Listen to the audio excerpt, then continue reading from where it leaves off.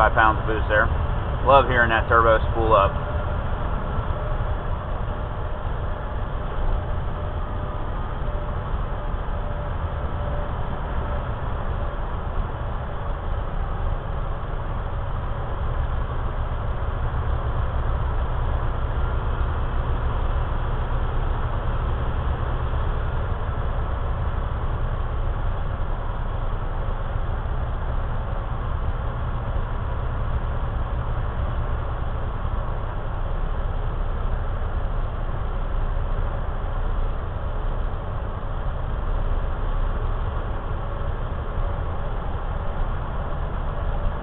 I tell you what, I am tired. I was really tired last night when I parked.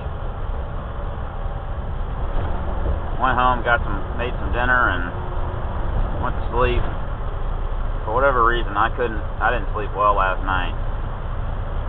At least I don't feel like I did. I felt like I kept waking up, tossing and turning. And I tell you, that alarm went off today, and I was like, man. Already time to get up. All sore, and doing this round trip back and forth, I'm hooking and unhooking to 5 trailers each day. And there's a fellow driver.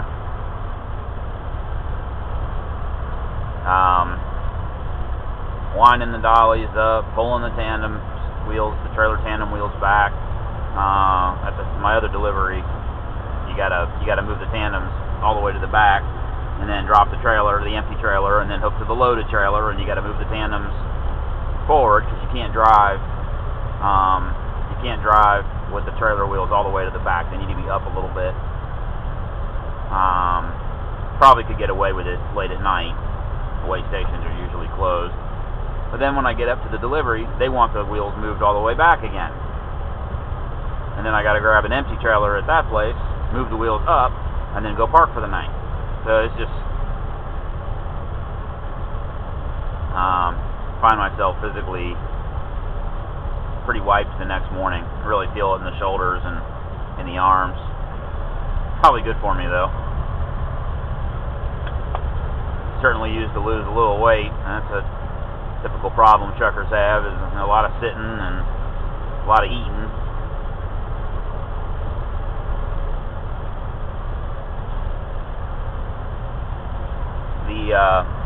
The rules for truck drivers, don't know if you guys know anything about this, but there are the federal guidelines for hours of operation for truck drivers. You're allowed to drive 11 hours in a work period. It doesn't have to be in a day, because like I'm working, evening time into tomorrow morning, so it's not one day, it's a period of work. So you're allowed to drive 11 hours. You're allowed to work 14 hours.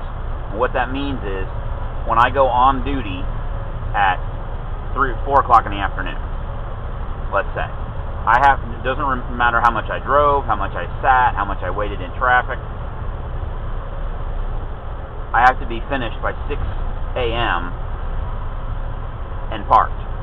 So you have 14 hours to complete your work time. The third rule is the 70-hour rule. And if you look at a driver's log, and I'll show you this at some other point, I'll actually show you a log. At the top there's 4 lines on a log. At the top you've got off duty. The next line down is sleeper berth, time spent in the sleeper. The next line down is driving, and the fourth line is on duty but not driving. So you're messing with a trailer, you're putting a truck into a dock, doing something work related but not driving is line 4. And driving and line 3 driving and line 4 on duty but not driving, you add up those hours every day and write it down, and then it goes in your recap at the front of the log. When you get to 70 hours, you have to stop. And when you get to 70 hours, then you have to take a 34-hour break straight, where you do nothing. Then the 70 hours resets. Now, because I'm home every weekend, I never really run into that problem. I usually finish on Friday, and I still have 30 hours left. When I worked for Schneider and I was driving, I was away from home 2 or 3 weeks at a time. I ran into that problem quite a lot.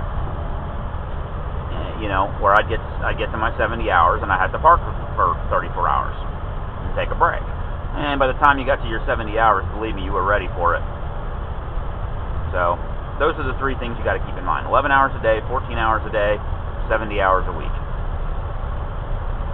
It's actually 70 hours in an 8-day period.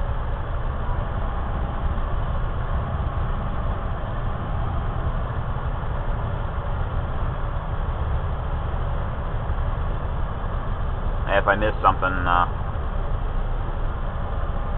somebody please comment about that.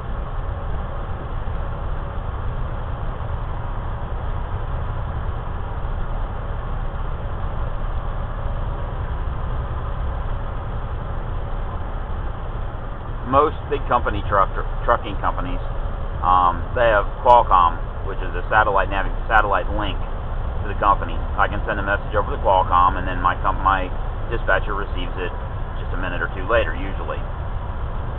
But it's also GPS tracking, so they know where I am, how fast I'm going, you know, where I was, and they correlate that with other things.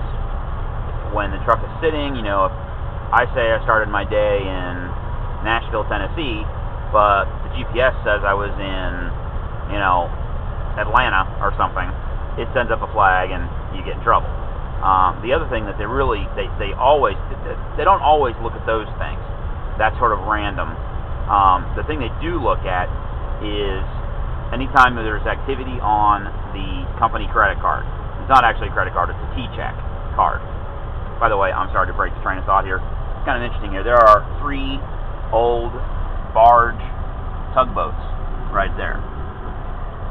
I'd love to go in there and take a look at those, but they got a no trespassing sign and they got a chain up. Okay, back to the GPS.